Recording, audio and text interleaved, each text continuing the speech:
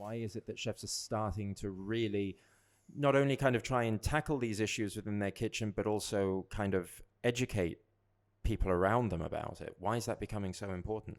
So I think it's coming from two ways. I think there's parts of the world where there's a general awareness around sustainability and impact that's continuing.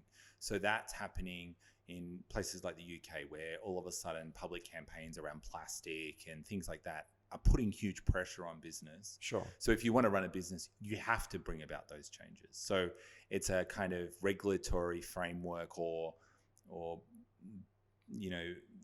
movement of the public that's driving the change. Sure. And so I think some chefs are just playing catch up. Yeah.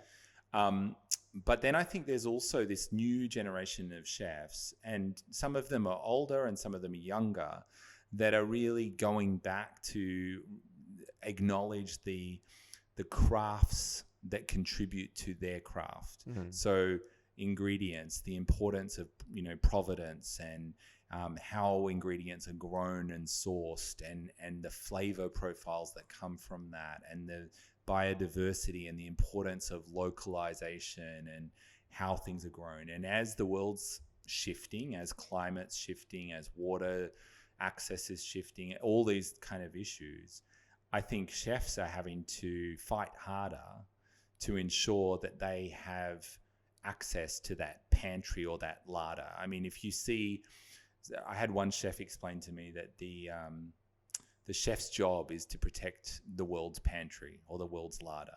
The chef is the guardian of that larder. And at first I went, okay, tell me more. And they said, well, if they don't use the ingredients, respect the ingredients that we have, they'll be lost.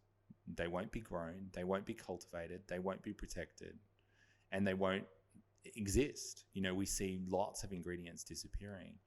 And so I think part of why chefs are doing this is necessity, mm-hmm. That they see that if they don't understand, they don't protect, they don't engage, they're not going to have what they need to trade in to create that.